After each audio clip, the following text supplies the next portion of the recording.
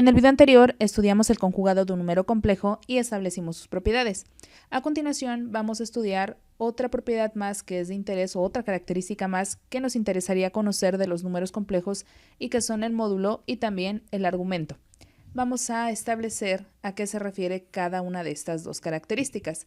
El módulo se refiere básicamente a la distancia que va a haber del origen hacia lo que es el punto que representa el número complejo. Y el argumento va a ser el ángulo que se mida a partir de la parte positiva del eje real y hacia donde esté la recta que represente la distancia desde origen hasta lo que es el punto que representa el complejo. Según la definición 6, ya de una manera un poquito más formal, dado este número complejo, la magnitud o módulo de z, a la que vamos a denotar entre barras de valor absoluto, la vamos a definir como la raíz cuadrada de alfa cuadrada más beta cuadrada. Y su argumento se va a denotar como arcz y decíamos pues se define como el ángulo θ entre la recta r, o sea la que va a representar la distancia del punto de origen hacia lo que es el punto que representa el complejo y el lado positivo del eje horizontal. Convencionalmente solemos tomar estos valores para el argumento del número complejo. Ahorita vamos a ir explicando esta parte. Gráficamente nos estamos refiriendo a lo siguiente. La recta R de la que estamos haciendo mención es esta de acá. Esta representa la distancia que hay desde O hasta este punto. Este es el origen. Y cuando nosotros calculamos la raíz cuadrada de alfa cuadrada más beta cuadrada, lo que estamos calculando es precisamente su magnitud. Si tú observas, lo que se está formando es un triángulo rectángulo. De ahí que se justifique que ese módulo o esa norma pues se pueda calcular elevando al cuadrado estas componentes y aplicándole raíz cuadrada. Estamos aplicando teorema de Pitágoras. Ahora, la otra parte importante viene a ser cómo determino θ, o sea, el argumento del complejo. Mencionábamos que θ es el ángulo que se encuentra comprendido entre lo que es el eje real y lo que es R, esta recta de acá.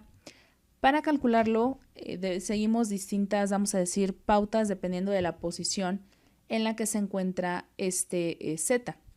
Vamos a verificar esta primera parte. Para la forma que tengo aquí, calcular θ vendría a ser sencillo, puesto que al formarse un triángulo rectángulo, fácilmente me puedo apoyar de lo que es la función tangente de θ.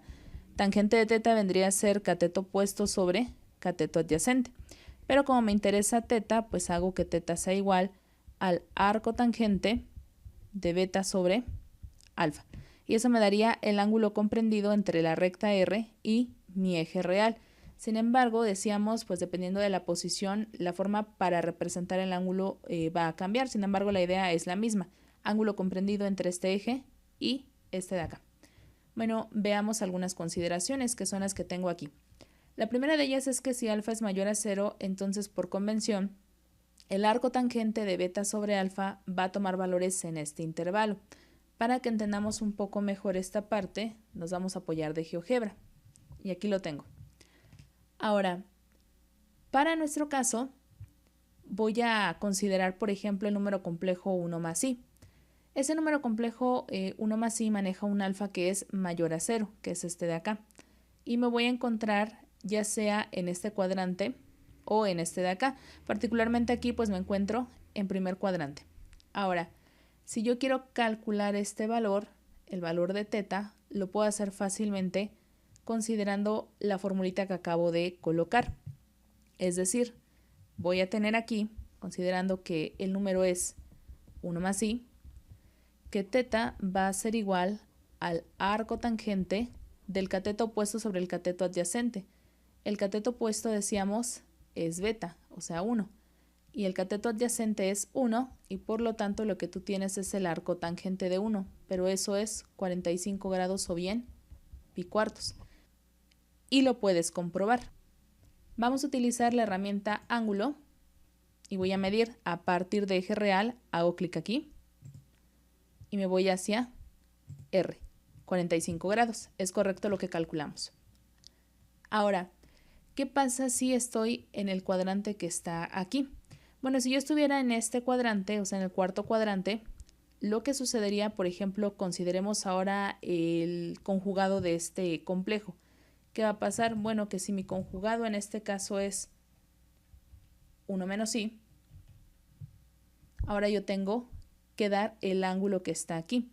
Aquí por convención nosotros dijimos que lo vamos a manejar entre valores que van de menos pi medios hasta pi medios. Sin embargo, este ángulo que me está arrojando GeoGebra también es correcto, porque lo estoy midiendo en el sentido contrario a las manecillas del reloj, que es lo que me da un ángulo positivo, y entonces el resultado sería de 315. Pero si por ejemplo yo tomo este ángulo de acá, que es el que estamos comentando, aquí si originalmente era 45 grados, al ser este el conjugado voy a obtener menos 45 grados. Y si tú restas a 360 45 grados, ¿qué te va a dar? 315 grados. O sea que esta representación es correcta y la convención que nosotros estamos tomando también. Porque manejábamos valores, decíamos, entre menos pi medios y pi medios. Dependiendo del autor, ustedes van a tener esa consideración o esa convención, o bien podría ser que siempre los representemos positivos y manejemos esta de acá, pero cualquiera de las dos es correcta. Ahora, veamos otra consideración.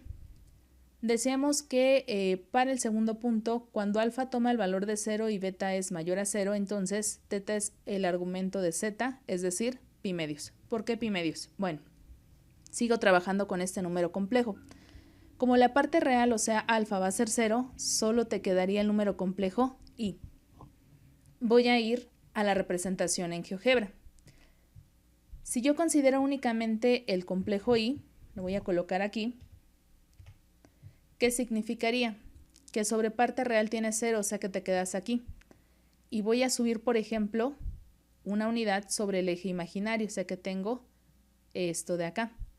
¿Cuánto va a valer el ángulo que hay de aquí a aquí? Bueno, voy a ocultar este que acabábamos de calcular y voy a colocar este segmento para que mediante GeoGebra yo calcule ese ángulo. A simple vista tú ya sabes que el ángulo comprendido entre eje real y R es de 90 grados y lo puedes comprobar. Selecciona la herramienta ángulo y tienes esto de acá. Aquí están tus 90 grados.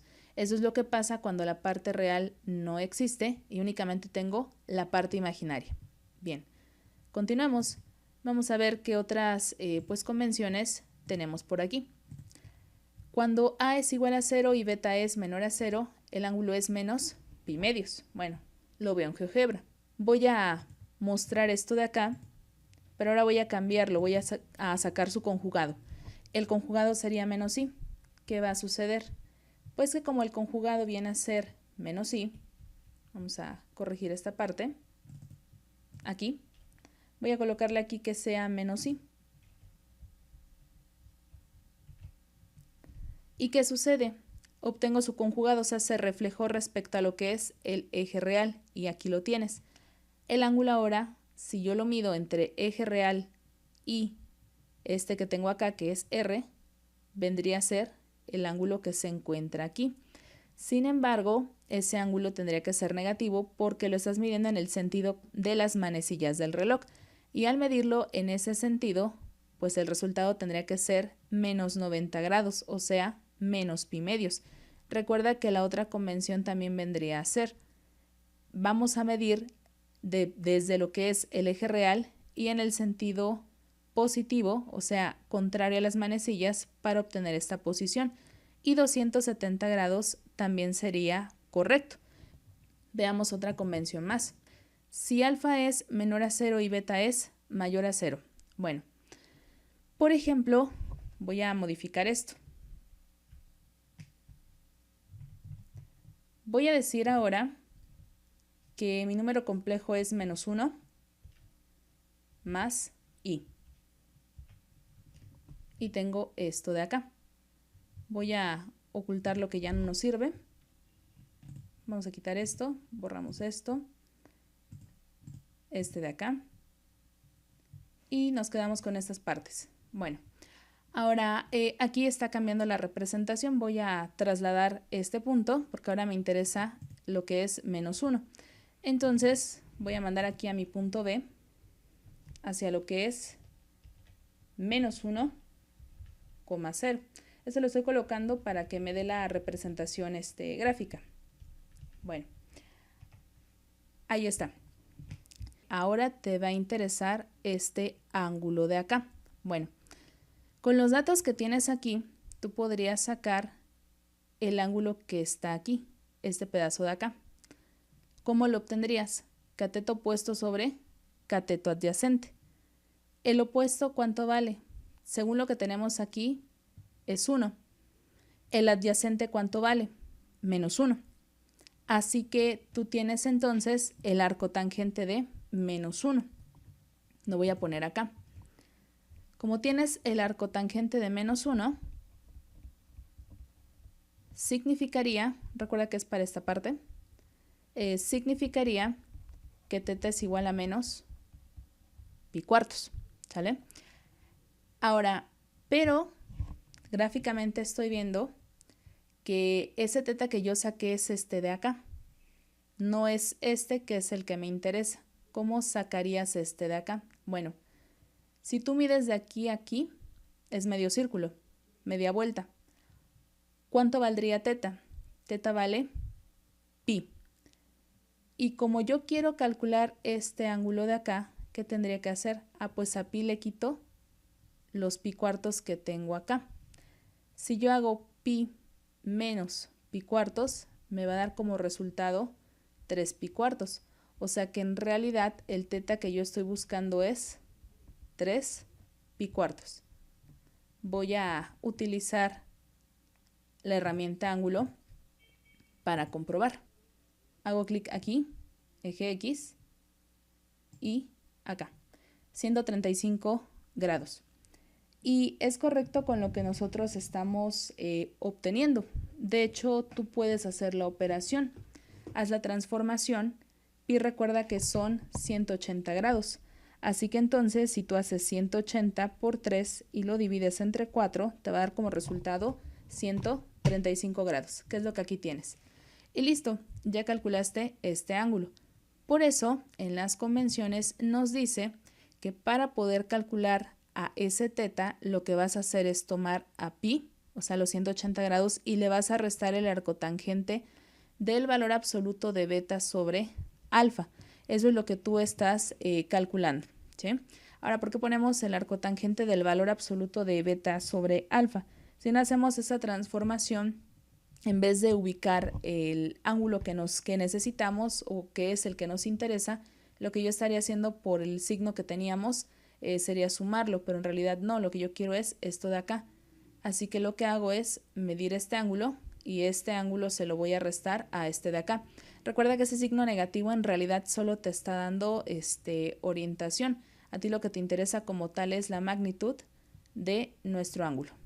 Veamos otra convención más. ¿Qué pasa cuando alfa es menor a 0 y beta es menor a 0? Ya te encuentras en tercer cuadrante. Vamos a ubicar. Voy a decir que ahora esto es menos 1, menos i. Ya estoy en este cuadrante. Bueno, lo que a mí me interesa es el ángulo medido entre eje real y R. O sea, te interesa este de acá.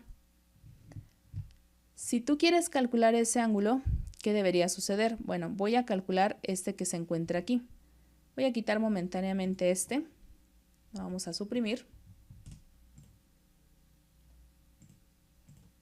Y ya está. Ahora decíamos, me interesa el ángulo que hay de aquí a acá, este de aquí. Para que yo lo pueda calcular, requiero saber cuánto vale este ángulo de acá.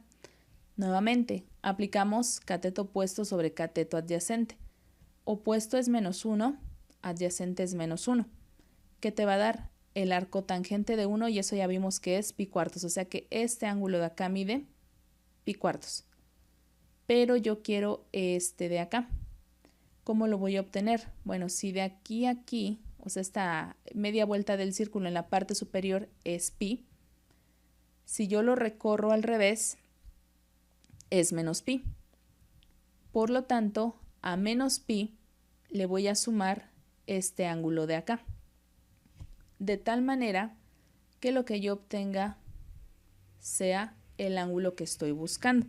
Por eso la formulita aquí me está indicando. A ese menos pi le vas a sumar el arcotangente que teníamos aquí. Por lo tanto, el argumento de z será menos pi más, decíamos, el arcotangente de 1. Pero eso es pi cuartos. Así que eso sería menos 3 pi cuartos. Sin embargo, mencionábamos también que pues usualmente damos el ángulo positivo. Por eso, cuando nosotros aplicamos la herramienta ángulo y medimos de la parte positiva hacia esta de acá, el ángulo que me está arrojando es de 225 grados.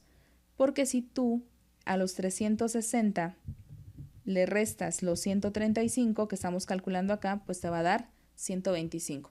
De esa manera tú estarías calculando el ángulo positivo también en la orientación contraria a las manecillas del reloj, que es la que tomamos pues normalmente. Pero decíamos, bueno, aquí estamos adoptando las convenciones a manera de que mi ángulo siempre quede entre menos pi medios y pi medios. Y motivo por el cual pues nosotros calculamos este ángulo de acá y en efecto me da como resultado menos 3 pi cuartos. O pues dicho de otra manera te está dando como resultado menos 135 grados. Vamos con otra convención. ¿Qué pasa con el argumento de 0? Bueno, ese argumento de 0 no está definido porque estarías hablando del origen. ¿Y qué pasaría si tú haces 0 sobre 0? Bueno, ese 0 sobre 0 no está definido y no podrías calcular su argumento. Por eso decimos que no está definido. Ahora, ¿qué pasa con la magnitud de argumento del conjugado de un número complejo? Bueno, cuando yo trabajo, por ejemplo, este z y tengo a θ como su argumento, el conjugado se refleja respecto al eje real y sería este de acá. Y entonces, como lo estamos midiendo en un sentido contrario, pues si aquí era θ, aquí tendría que ser menos θ. Observemos también de la figura que lo que es el módulo del complejo original no cambia cuando yo calculo su conjugado. Sus argumentos son referentes, a módulo, los módulos son iguales y los argumentos sí cambian. El argumento del complejo en realidad es el inverso aditivo del argumento del complejo original. Es lo que estamos observando aquí, ¿no? Es decir, en otras palabras, que al θ original lo multiplicas por menos 1. Ahora, hay una propiedad importante que se cumple ya hablando en este caso de lo que es el conjugado de un complejo y su módulo. Y es que si yo multiplico a lo que es el número complejo por su conjugado, su resultado es equivalente al módulo del complejo al cuadrado. Vamos a probar esta propiedad. Y lo hacemos de la siguiente manera. Si z es igual a esto, pues su conjugado es alfa menos beta i. Voy a multiplicar, voy a hacer z por su conjugado y obtendré alfa más beta i. Todo esto por alfa menos beta i. Voy a multiplicar y obtengo alfa por alfa, o sea, alfa cuadrada, menos alfa por bi, más alfa por beta i, y menos b al cuadrado o beta al cuadrado por i cuadrada. Continúo haciendo operaciones. ¿Qué va a pasar entre estos términos? Se anulan y me queda como resultado alfa cuadrada. Y recuerda que i cuadrada, la unidad imaginaria al cuadrado, es equivalente a menos 1. Por lo tanto, menos por menos se hace más y te queda beta al cuadrado. Pero recuerda también que el módulo de un complejo se calcula así, como la raíz cuadrada de alfa al cuadrado más beta al cuadrado. O reescribiendo, va a ser el módulo del complejo al cuadrado igual a alfa cuadrada más beta cuadrada. Esto es lo que tienes aquí. Por lo tanto, este término y este son iguales. Es decir, el producto de un complejo con su conjugado en efecto es la norma del complejo al cuadrado. Y se satisface esta propiedad.